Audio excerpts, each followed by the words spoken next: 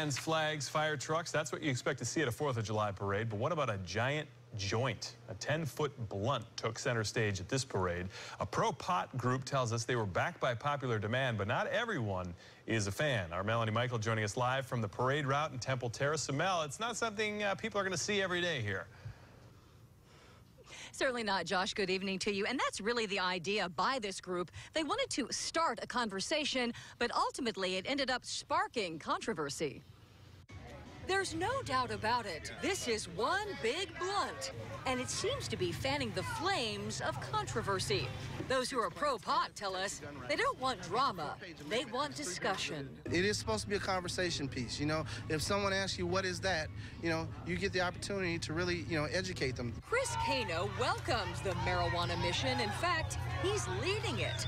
For him, this giant joint serves to prove a point, he says, on a day when freedom, including protected speech, is celebrated. We're here to spread the message that, marijuana is medicine, that there are a lot of suffering patients out there, mothers, fathers, grandmothers, children. The biggest problem I have is the blunt. So to have a huge blunt that emits smoke in a family-oriented parade, that's the problem. Ellen Snelling doesn't like it a bit.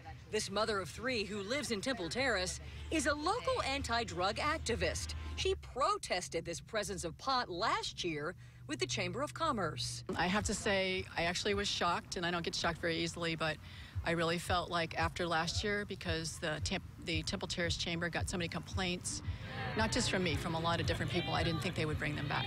In the end, it was Lady Liberty who won this round. The Temple Terrace Chamber cites free speech as a reason to protect this pot in the parade. We want our message to be heard loud and clear and taken seriously. So the group in charge of that float, the National Organization for the Reform of Marijuana Laws, is hoping to have an even bigger stage to go on, and that is Gasparilla. But they tell us, Josh, that the $12,000 price tag to build a float is a little out of their budget. So for now, they are happy to be here in the city of Temple Terrace. Josh? So how about these protesters? Are you going to keep trying to get this pot float removed from the parade for next year? Well, they tell us it's the blunt that they have the problem with. They say the message is fine because it is protected free speech. However, they tell us, again, that 10-foot joint is not sitting well with them, especially among a lot of kids. So the controversy is far from over. And it's smoking nonetheless, too. I mean, it's not too hard to see. All right, Melanie Michael live for us in Temple Terrace. Thanks so much.